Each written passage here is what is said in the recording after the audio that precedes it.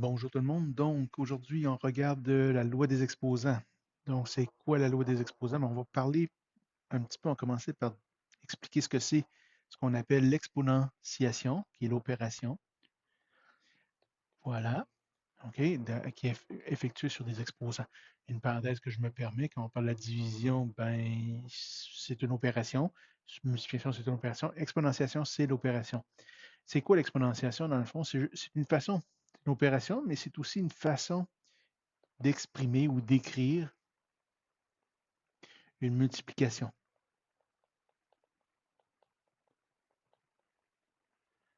Donc, une multiplication, mais d'un nombre par lui-même.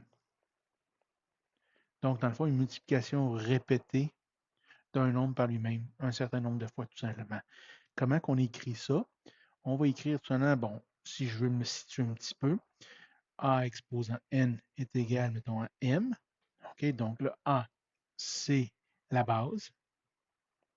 N, c'est l'exposant. Ça, vous auriez été capable de me le dire.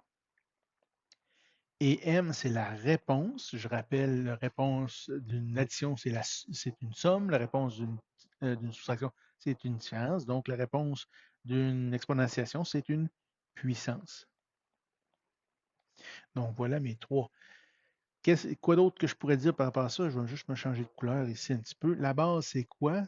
C'est le nombre. La base, finalement, c'est le nombre qui est répété, qui est multiplié par lui-même.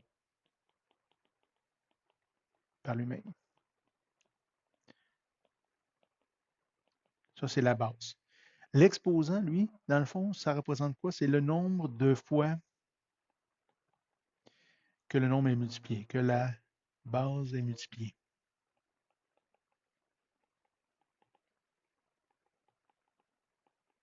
par elle-même. Et la puissance, ben, comme je l'ai mentionné tout simplement, c'est la réponse de l'opération. Voilà pour ça. Un exemple de ça. Si je vous donne comme exemple, on va revenir en blanc, ça va être plus cute. 2 exposant 5. Donc, c'est quoi? 2, ici, la base, c'est 2. L'exposant, c'est 5. Et ça représente quoi? C'est, je multiplie 2 par lui-même. Combien de fois? Ben, 5 fois. Donc, voilà. Ça, c'est une tentative de 5. De 2, c'est-à-dire, donc, 5 fois, qui est le nombre qui est en exposant. Aussi simple que ça. Et la réponse de ça, c'est 32. Donc, 32, c'est ma puissance. Évidemment, si on veut faire POSSI, on va faire des opérations avec des exposants. Donc, ça va nous prendre ce qu'on appelle les lois des exposants. Donc, allons-y avec les lois des exposants. Il y en a un certain nombre qu'il faut connaître. Je vous recommande fortement de les inscrire sur un petit carton du style Cardex, là, un petit carton 4 pouces par 6 pouces, quelque chose comme ça, en tout cas, peu importe, là, je suis en pouces, moi, excusez-moi, tout simplement pour à les avoir toujours à votre portée. Lorsque vous faites des calculs que des exposants, vous avez ça sur le côté. Donc, ici, allons-y avec la loi des exposants. Une première loi qui existe, c'est une base affectée de l'exposant 1. Ben, c'est égal à quoi? C'est égal à la base. Un exemple de ça ici, pour le fun, si j'ai 5 exposant 1, ben c'est 5. Dans le fond, c'est sous-entendu que des chiffres, n'importe quel nombre a toujours un exposant 1. C'est ça que ça veut dire. Deuxième loi des exposants, une base affectée de l'exposant 0. Et là, ici, c'est important. N'importe quel nombre exposant 0 me donne toujours 1. Donc, exemple, j'ai 1 356 272 exposant 0. Ben, je n'ai pas besoin de me forcer bien, bien. Je sais que ça donne 1. N'importe quelle base affectée d'exposant 0 donne toujours 1. Donc, voilà pour ces deux premiers-là. Un autre loi des exposants ici, c'est le produit des puissances de même base. Donc, ici, c'est toujours le fun, c'est que si j'ai, supposons, A exposant M multiplié par A exposant N. OK, donc, ici, extrêmement important de remarquer, j'ai la même base affectée d'exposants et c'est un produit entre les deux. Donc, qu'est-ce que ça me donne? Dans le fond, ça me donne, c'est la somme des exposants. Donc, c'est A, la même base, affectée de la somme des deux exposants, donc M plus N. Aussi simple que ça. Ce que ça veut dire en exemple, si j'ai 3 exposant 2 multiplié par 3 exposant 7, c'est la même base. Donc, je peux faire cette loi-là. Ça va me donner 3 exposants 3 plus 7, c'est-à-dire 3 exposants 10. Et voilà tout simplement pour cette partie-là. Si j'ai quatrième loi, si j'ai le quotient, hein, si j'ai A exposant M divisé par A exposant N, ben, tantôt je multipliais et j'additionnais les exposants. Ici, je vais soustraire les exposants. Donc, même base ici, M moins N. En exemple, supposons que j'ai 2 exposants 8 divisé par 2 exposants 4. Non, on va mettre 5, tiens, pour le fun. Ben, ça va faire 2 exposants 8 moins 5. Donc, 2 exposants 3. Aussi simple que ça. Vous pouvez le vérifier avec la calculatrice, ça fonctionne en passant, évidemment. Pour ça, cinquième loi qu'on pourrait considérer, la puissance d'une puissance. Donc, si j'ai A exposant M qui est affecté d'une autre exposant N, comment est-ce que je fais ça? Ben, ça est la même chose que, vu que c'est un exposant d'un exposant, je fais la multiplication des exposants, donc ça fait A exposant M fois N. Donc, un exemple de ça, si je vais essayer de trouver, un exemple de ça, si j'ai 7 exposant 3 exposant 5, ben, c'est la même chose que 7 exposant 3 fois 5, qui est à peu près 7 exposant 15.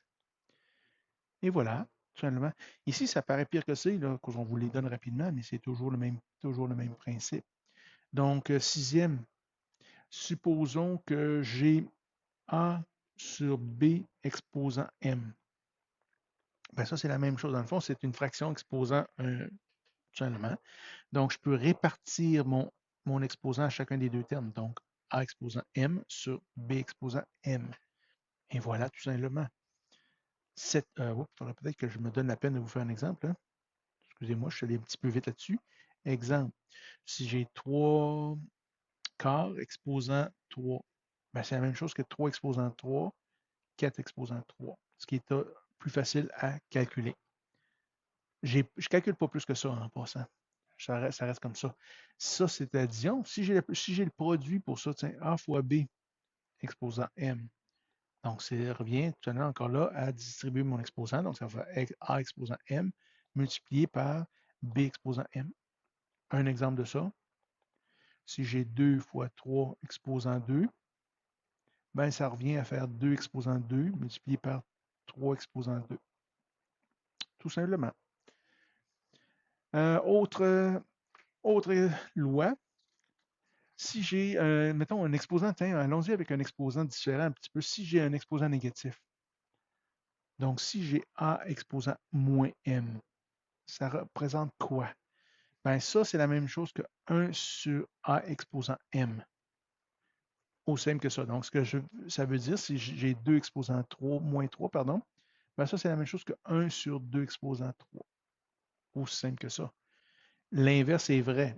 Donc, si j'ai 1 sur A exposant moins M, ben, c'est la même chose que A exposant M. Tout simplement. Donc, dans le fond, ça revient, s'il est au numérateur avec un exposant négatif, je l'envoie au dénominateur avec l'exposant positif.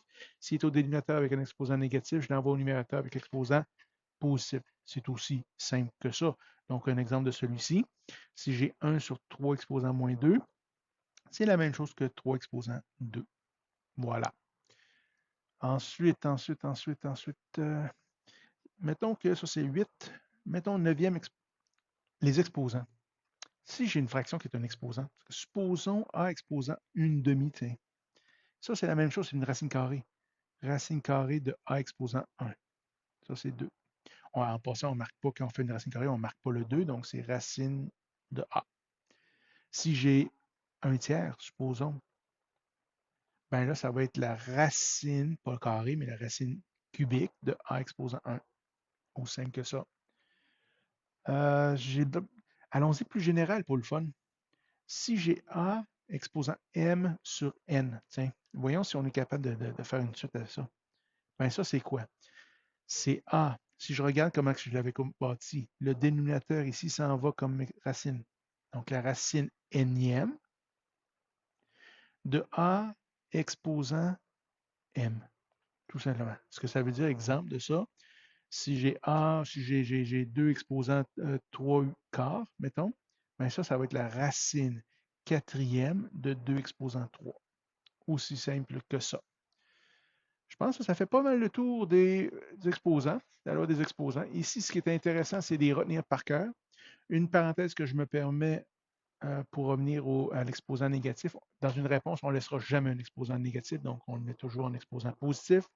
Et puis, les racines cubiques, racines carrées, puis tout ça, on envoie ça en exposant fractionnaire, tout simplement. Puis là, après ça, on peut simplifier les expressions. Donc, je vous laisse avec ça. Il y a une autre capsule qui suit pour faire un exemple un petit peu plus corsé de la loi des exposants.